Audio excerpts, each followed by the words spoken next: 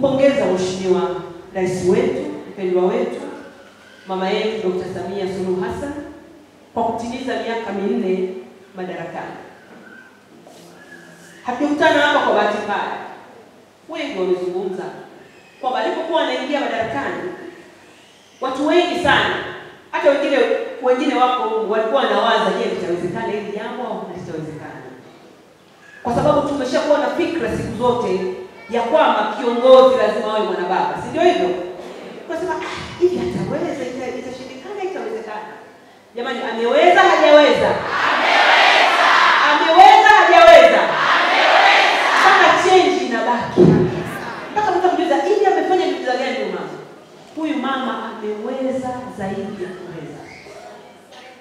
Sisi tulioko huku jikoni ambao tunaziona fedha zinazokuja, tunasema kwamba huyu mama ni hatari. Unajua unaweza ukiwa huku unaweza hata usielewe nini kinachofanyika, kwa sababu pengine unaweza kwenye eneo lako labda kuna miradi michache au kuna vitu vichache vinavyoendelea, lakini maeneo mengine fedha ni nyingi, miradi ni mingi na mambo ni mengi aliyoyafanya katika kipindi kifupi hiki cha miaka 4. Ndugu zangu, labda nianze kueleza mambo machache tu. Kwa nini? Kwa sababu unapompongeza na kumpa sifa ni lazima uwe na sababu. Usiwe unaenda tu kwa kufuata bendera, kupata upepo. Hata mtu akikuuliza yeye unampongeza kafanya nini, unabaki unaweza kujing'ata, ilikuwa ikaenda ikarudi ikapita kushoto ikaenda kulia. Lazima uwe na sababu za msingi zinazokufanya uone kwa nini unampongeza na kwa nini unamhitaji aendelee kuwa kiongozi wetu katika kipindi kijacho. Ndugu zangu, katika mkoa wetu wa Songwe, nikianza kwenye eneo la mapato ya serikali kuu. Si mnafahamu TRA wanakusanya mapato? Mnafahamu na halmashauri zetu pia zinakusanya mapato. Sasa katika kipindi cha miaka 4, kabla ya kuanza kipindi cha miaka 4, mapato yetu yalikuwa bilioni 118 kwa mkoa wetu wa Songwe. Lakini katika kipindi hiki cha shughuli kubwa aliyoifanya Dr. Samia Suluhu Hassan, sasa hivi tunazungumza mapato ya bilioni 176. Nani kama Samia? Nani kama Samia? Hayo ni mapato ya halmashauri. Maana yake ni kwamba mapato yanapoweza kukusanywa ndivyo maendeleo yanavyoweza kufanyika. Kwenye mamlaka za serikali za mitaa, nimewaambia tunazo halmashauri zetu zote 5. Kipindi aliingia madarakani, halmashauri zetu zote 5 zilikuwa zinakusanya bilioni 15. Lakini alipoingia madarakani, hivi tunapozungumza, tuko zaidi ya bilioni 30. Maana mara 2 ya zile fedha ambazo tulikuwa kipindi kile. Kwa hiyo kaleta mifumo, kaleta njia mbalimbali kuhakikisha kwamba mapato yanakusanywa. Jinsi mapato yanapoendelea kukusanywa, ndivyo ambavyo uwezo wa serikali kuhudumia wananchi wake unavyoongezeka. Ndugu zangu, kwenye eneo la mikopo, mtakumbuka mikopo ilikuwa imefungiwa, mikopo hii ya 10%, kwamba serikali inajipanga namna gani bora ya kuweza kutoa mikopo hii. Baada ya mikopo kufunguliwa, mwaka huu mkoa wetu umetoa mikopo kwa wanawake, vijana na watu wenye ulemavu jumla ya shilingi bilioni 4. Jamani, mnaelewa maana ya bilioni 4? Bilioni 4. Katika hizo bilioni 4, bilioni 2 peke yake zimekwenda kwa wanawake. Kina mama oye! Kina mama safi ambao wamenufaika huko ndani wapo.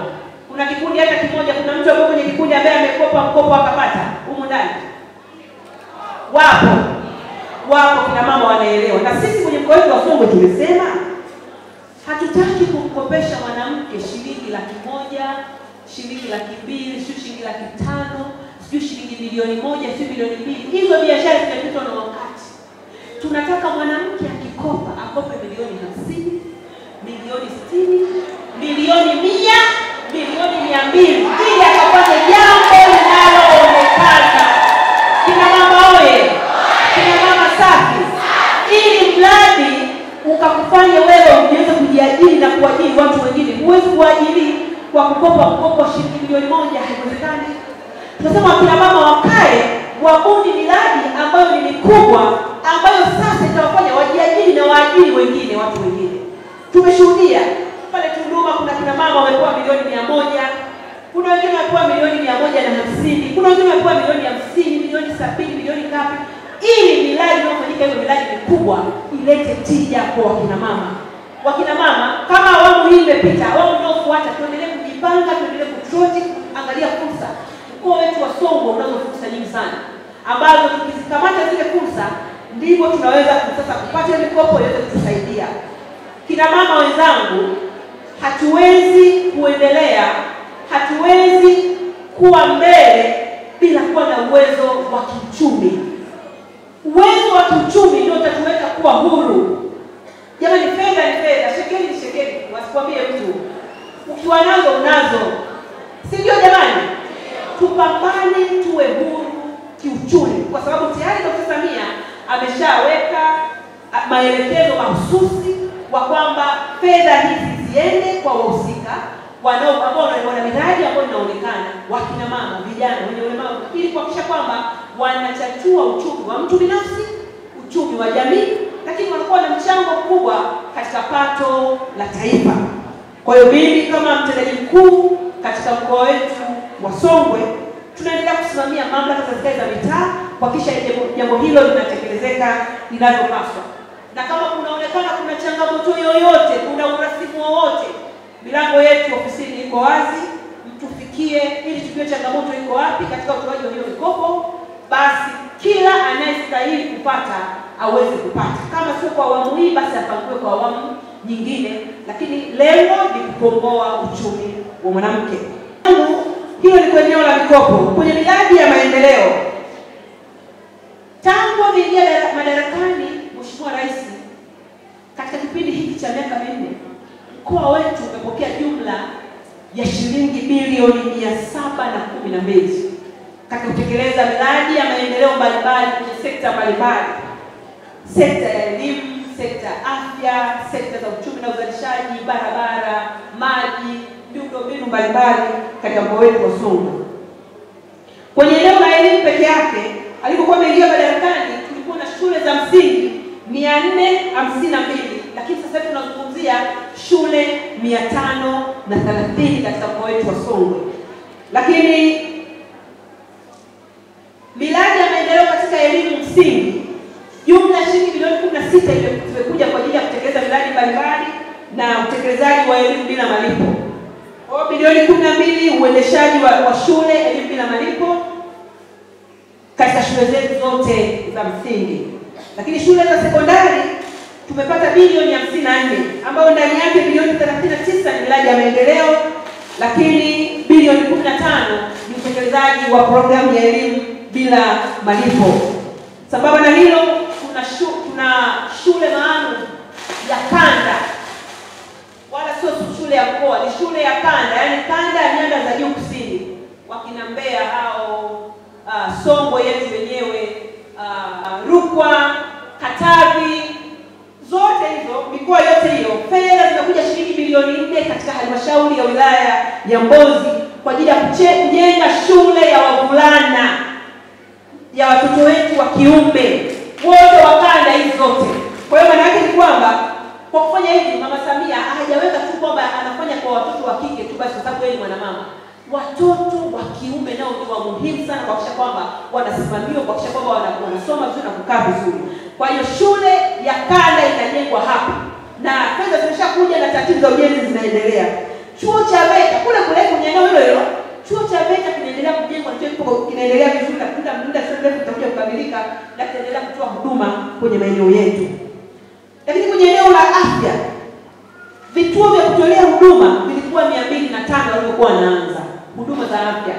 Lakini mpaka sasa tunapozungumza vituo vya kutolea huduma za afya viko 273. Hospitali zilikuwa 5, lakini sasa tuna hospitali 10 katika mkoa wetu wa Songwe. Kabla alipokuwa anaanza kulikuwa na halmashauri 2, tulikuwa na hospitali za wilaya. Lakini hivi tunapozungumza halmashauri zote 5 zina hospitali za wilaya zinazofanya kazi katika level ya wilaya 5 katika kila halmashauri. Lakini tunayo hospitali yetu ya mkoa, hospitali ambayo mpaka sasa imepokea zaidi ya shilingi bilioni 16 ambapo bilioni 13 zilikuwa kwa ajili ya utekelezaji wa miundombinu mbalimbali na bilioni 3 kununua vifaa tiba mbalimbali. Mtaona pale kuna mitambo mingi tunaleta katika hospitali yetu ya mkoa, mitambo ya CT scan na mitambo mbalimbali kuhakikisha kwamba huduma zote zinatolewa ndani ya mkoa wetu na mambo yanakwenda vizuri. Lakini kwenye sekta ya barabara tunapokea fedha nyingi pia kwenye sekta ya barabara. Mpaka sasa hivi kwenye sekta ya barabara upande wa TANROADS tumepokea karibu bilioni 155. Kwenye sekta ya barabara upande wa TARURA tumepokea zaidi ya shilingi bilioni 45 katika utekelezaji wa miradi mbalimbali kwenye kila halmashauri zetu. Lakini kwenye upande wa maji, upatikanaji wa maji ulikuwa vijijini ulikuwa ni 47.5 ulikuwa unaingia madarakani. Lakini mpaka sasa upatikanaji wa maji uko zaidi ya 80 vijijini. Hali kadhalika mijini ilikuwa ni 44.5, mpaka sasa tunapozungumza ni zaidi ya 50 katika miji yetu. Lakini sote tutakuwa mashahidi. Upatikanaji wa maji vijijini na mijini kwa maana ya mji wetu wa Mlowo na mji wa Vwawa. Mji wa Vwawa na Mlowo bado upatikanaji wa maji bado haujawa stable kwa kiwango kikubwa. Ni kiwango cha 50%. Sasa kwa sababu vyanzo vya maji mbalimbali vilikuwa vikitafutwa hapa na kuonekana mara chanzo hiki kinatoa mara hakitoi, mito inakauka na vitu kama hivyo.